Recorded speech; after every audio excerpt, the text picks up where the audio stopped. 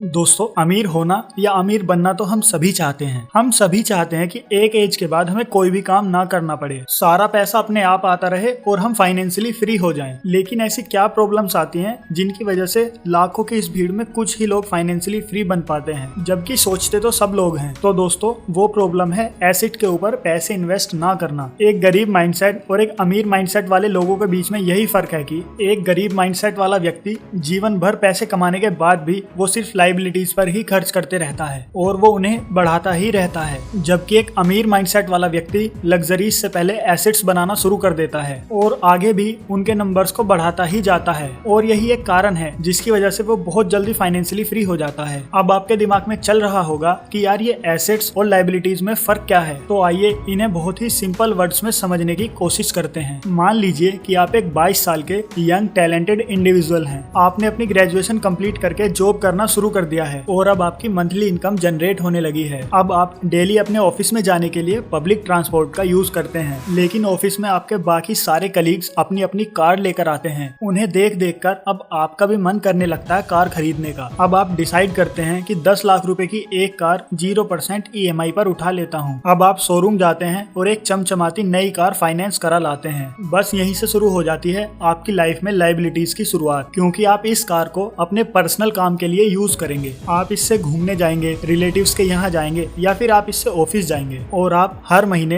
अपनी मेहनत की कमाई में से इसकी EMI भरेंगे। लेकिन अगर आप इस कार को अपने पर्सनल यूज के लिए नहीं बल्कि एक टैक्सी या फिर कैब बनाने के लिए खरीदते, तो यही कार आपके लिए लायबिलिटीज से हटकर एसेट बन जाती, क्योंकि तब ये कार आपको पैसा कमा कर देती जिससे इसकी EMI और आपकी पॉकेट दोनों भर जाते। तो दोस्तों, बहुत सिंपल है। कोई भी चीज जो आपके द्वारा खरीदी गई है और वो आपको पैसे कमा कर नहीं देती, तो वो आपके लिए लायबिलिटी है। और जो चीज आपको पैसा कमा कर देती है वो है एसेट। दोस्तों, आज की इस वीडियो में हम 7 ऐसे एसेट्स के बारे में बात करेंगे जो आपको बहुत ही जल्दी रिच और फाइनेंशियली फ्री बना देंगे। तो दोस्तों, वीडियो काफी इंटरेस्टिंग होने वाली है, इसे एंड तक जरूर देखना ताकि आपसे कोई वैल्यूएबल कंटेंट छूट ना जाए। तो एसेट्स की इस लिस्ट में पहला नाम आता है रियल एस्टेट का। दोस्तों, भले ही आज के टाइम में लोग लैंड या प्रॉपर्टी खरीदने को क्रिटिसाइज करने लगे हैं और उसे एक ओल्ड फैशन समझने लगे हैं, लेकिन फोर्ब्स के अनुसार रियल एस्टेट ही एक ऐसा सेक्टर है जिसने ज्यादातर लोगों को मिलियनर या बिलियनर बनाया है और आज के टाइम में भी लोगों को अच्छा पैसा बनाकर दे रहा है। ये सब तो हम अपने आसपास भी देख सकते हैं। हर जगह प्रॉपर्टी के दाम सालों से बढ़ते चले आ रहे हैं और आज भी लगातार बढ़ते ही जा रहे हैं। प्रॉपर्टीज से ज्यादा महंगाई शायद ही हुई हो किसी सेक्टर में पिछले कुछ सालों से। इस सेक्टर में रिस्क तो ना के बराबर है और साथ ही अगर आप इसको रेंट पर चला देते हैं तो ये आपको रेंटल इनकम भी ला कर देगा। इस वर्ल्ड में शायद ही कोई रिच पर्सन हो जो अपनी प्रॉपर्टी से रेंटल इनकम ना कर रहा हो। रियल एस्टेट में रिच लोग 2 तरीके से इनकम जनरेट करते हैं। पहला तरीका है फ्लिप। अमीर लोग बहुत सारी प्रॉपर्टी सस्ते दामों में खरीद लेते हैं और उसके बाद उसका रिनोवेशन कराते हैं और उसके बाद जब कुछ सालों बाद उसका रेट आसमान छूने लगता है तब उसको बेच देते हैं। वहीं पर अगर दूसरे तरीके की बात करें तो वो है होल्ड करना, जिसे ज्यादातर अमीर लोग अपनाते हैं। वो कभी भी अपनी रियल एस्टेट प्रॉपर्टी को नहीं बेचते। वे इसका इस्तेमाल बैंक से लोन उठाने के लिए करते हैं, क्योंकि रियल एस्टेट ही वो सेक्टर है जिस पर बैंक सबसे जल्दी लोन अप्रूव करता है। फिर इसके बाद वो इस प्रॉपर्टी को रेंट पर चला देते हैं, वो भी काफी महंगे दामों में, ताकि उन्हें कभी लिए गए लोन की EMI को अपनी जेब से ना भरना पड़े और इस तरह वे इससे डबल कमाई करते हैं। नेक्स्ट, दूसरा एसेट है बिजनेस। दोस्तों, जब भी आपके पास पैसा आना शुरू हो जाए तब आपको ये कोशिश करनी चाहिए कि आप एक साइड बिजनेस स्टार्ट कर दें, क्योंकि जॉब से ज्यादा रिस्की कोई चीज नहीं है। जब तक आप काम कर रहे हैं तब तक आपको सैलरी मिल रही है, लेकिन सोचो अगर आप बीमार पड़ गए, आपको कोई इमरजेंसी आ गई या फिर आपकी एज ज्यादा हो गई है और आप उतना काम करने में अब सक्षम नहीं है, ऐसी सिचुएशन में आपको कौन पैसा ला कर देगा? तो ऐसी सिचुएशन के लिए आपको बिजनेस स्टार्ट करना ही सबसे बेटर ऑप्शन है। शुरू में आप इसे जॉब के साथ साथ एज अ साइड बिजनेस भी स्टार्ट कर सकते हैं। जैसे जैसे ग्रोथ करता जाए वैसे वैसे आप दूसरे बिजनेस की शुरुआत करते जाएं, क्योंकि जितने मल्टीपल्स आपके इनकम के सोर्स होंगे उतनी ही मल्टीपल्स आपकी इनकम भी बढ़ती जाएगी और आपको जीवन भर दूसरे के यहाँ जॉब या किसी और काम को करने की जरूरत नहीं पड़ेगी। नेक्स्ट, तीसरा एसेट है स्टॉक्स। जिस भी व्यक्ति को शेयर मार्केट में इंटरेस्ट है उसके लिए सबसे बेटर ऑप्शन होता है। अपनी नॉलेज और एनालिसिस का इस्तेमाल करके वो शेयर मार्केट से बहुत अच्छे खासे पैसे कमा सकता है और बहुत सारे लोग कमा भी रहे हैं। दुनिया के एक जाने माने इन्वेस्टर पीटर लिंच कहते हैं कि शेयर मार्केट में हर साल एक आम आदमी के लिए कम से कम 2 से 3 ऐसी अपॉर्चुनिटीज आती हैं जिससे वो अच्छा खासा पैसा बना सकता है। तो फिर एक शेयर मार्केट के जानकार व्यक्ति के लिए तो बात ही अलग है। लोग अपनी आसपास की चीजों को देखकर ये समझ सकते हैं कि उन्हें कब और कौन सी कंपनी के शेयर्स खरीदने चाहिए।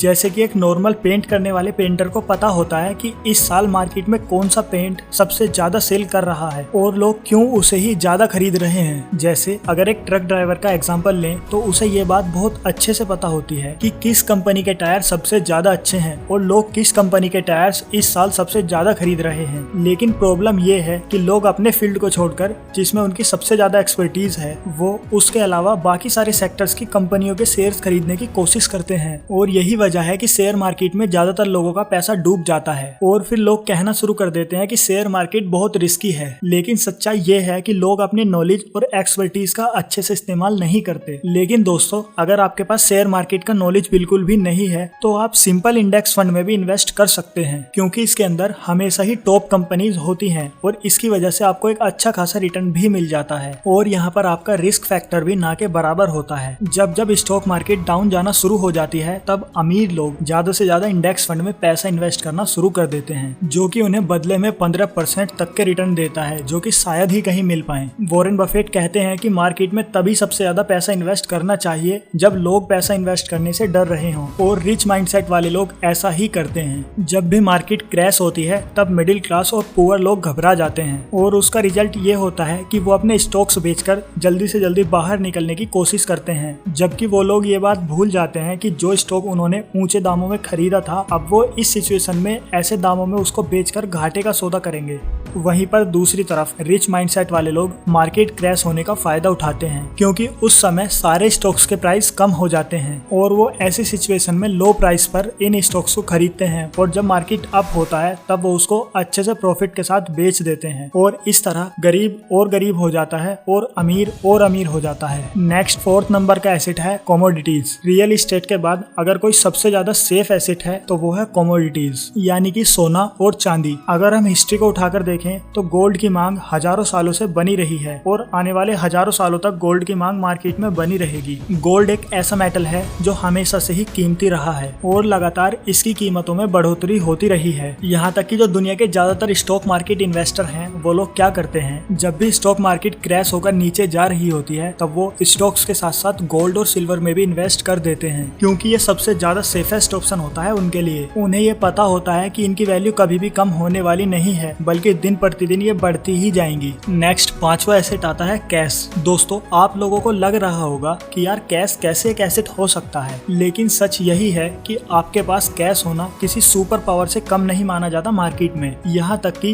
एप्पल जैसी बड़ी कंपनी भी अपने पास बहुत सारा कैश रखती है ताकि वे मार्केट में आने वाली अपॉर्चुनिटीज को ट्रांजैक्शन फेलियर के चक्कर में मिस ना कर दें। उनकी कोशिश यही रहती है कि मार्केट में जब भी कोई बेहतर या अच्छी अपॉर्चुनिटीज आए तो वो उसको जल्दी से जल्दी अपने अंडर में कर लें, एक फास्ट ट्रांजैक्शन यानी कैश का यूज करके। साथ ही मार्केट में ऐसा भी होता है कि कैश में पेमेंट करने से मार्केट में चल रही डील में आपको ऑफर भी मिल जाता है और आपको उससे प्रॉफिट भी हो जाता है। नेक्स्ट 6th एसेट है इंटेलेक्चुअल प्रॉपर्टी। दोस्तों, इंटेलेक्चुअल प्रॉपर्टी भी एक तरह का एसेट ही होता है। इसके अंदर 4 चीजें आती हैं। पहला है ट्रेडमार्क, दूसरा है कॉपीराइट, तीसरा है पेटेंट और चौथा है ट्रेड सीक्रेट। जब भी आप किसी नई टेक्नोलॉजी या किसी नए मेथड का इन्वेंशन करते हैं तो आप उसको अपने नाम से पेटेंट करा सकते हैं। उससे होगा ये कि आगे कोई कंपनी या कोई पर्सन उस टेक्नोलॉजी या उस मेथड का इस्तेमाल करेगा तो उसके थ्रू आपको पैसा मिलेगा। और इसके अलावा अगर आप चाहें तो अपने पेटेंट को मन चाहे प्राइस में बेच भी सकते हैं। बाकी कॉपीराइट में ऐसा है कि मान लीजिए कि आप एक म्यूजिक प्रोडक्शन कंपनी के मालिक हैं और आपकी कंपनी ने कई सारे बढ़िया सॉन्ग और म्यूजिक क्रिएट किए हैं। अब अगर कोई भी व्यक्ति आपके म्यूजिक को अपनी फिल्म या वीडियो में यूज कर लेता है, वो भी आपको बिना बताए, तब आप उसकी फिल्म या वीडियो में कॉपीराइट लगा सकते हैं। उससे होगा ये कि इस वीडियो से उसने जितना भी रेवेन्यू जनरेट किया होगा वो एज पर द लॉ आपके पास पहुंच जाएगा। Next and last and one of the most important asset है आपका माइंड। दोस्तों, आपका माइंड ही है जहाँ से सारी चीजें जनरेट होती हैं। ये एक ऐसी नेचुरल मशीन है जिसने सारी दुनिया की सारी टेक्नोलॉजीज और इन्वेंशंस को जन्म दिया है। आप चाहें तो आप इसकी मदद से बहुत कुछ कर सकते हैं और इसलिए ये सबसे इम्पोर्टेंट एसेट है और इसलिए जरूरी है कि आप आप समय समय पर नॉलेज एक्वायर करते रहें और नई नई स्किल्स सीखते रहें। अगर आप मेंटली स्ट्रॉन्ग हैं तो आप दुनिया के किसी भी कोने में जाकर पैसा बना सकते हैं और अपना एम्पायर खड़ा कर सकते हैं। माइंड से जुड़ी ही एक चीज है माइंडसेट। माइंडसेट ही है जो आपको गरीब या अमीर बनाता है। आपकी जैसी सोच होती है, आपका जैसा माइंडसेट होता है, आप लाइफ में भी उसी के अनुसार सारे एक्शंस लेते हैं, फिर चाहे वे सारे डिसीजंस आपके करियर को लेकर हो या आपके इन्वेस्टमेंट को लेकर। अमीर बनने के लिए सबसे पहली शर्त यही है कि आपको अपने माइंडसेट को निगेटिव और बंद नहीं बल्कि पॉजिटिव और ओपन बनाना होगा। इस दुनिया में जितने भी बिलियनर्स लोग हुए हैं उन्होंने सबसे पहले अपनी एक चीज पर काम किया है और वो है अपनी थिंकिंग और अपने थॉट्स पर। क्योंकि कोई भी चीज हो सबसे पहले आपको उसका थॉट यानी कि विचार ही आता है और बाद में आप फिर उसे इम्प्लीमेंट करते हैं। इसलिए सबसे पहले आपको अपना माइंडसेट बदलना होगा और आपको ये सोचना शुरू करना होगा कि आप भी अमीर और फाइनेंशियली फ्री बन सकते हैं। और फिर उसके बाद आती है इम्प्लीमेंटेशन की बारी, जिसमें आपको अपनी नॉलेज, सिचुएशंस और मार्केट का एनालिसिस करके वो तरीका निकालना होगा जिससे आप जल्दी से जल्दी एक सक्सेसफुल, रिच और फाइनेंशियली फ्री पर्सन बन सके। आप चाहें तो इसके लिए सक्सेसफुल लोगों की लाइफ स्टोरीज का सहारा ले सकते हैं और उनसे आप बहुत कुछ सीख सकते हैं। दोस्तों, आज की इस वीडियो में बस इतना ही। आशा करता हूँ कि ये वीडियो आपको बहुत पसंद आया होगा और ऐसे ही नॉलेजेबल और वैल्यूएबल वीडियोस देखने के लिए आप हमारे चैनल को सब्सक्राइब कर सकते हैं। और अगर आपको वीडियो पसंद आया है तो आप वीडियो को लाइक और अपने दोस्तों और फैमिली मेंबर्स के साथ भी शेयर कर सकते हैं। तो चलिए फिर मिलेंगे एक नई वीडियो के साथ, तब तक के लिए जय हिंद।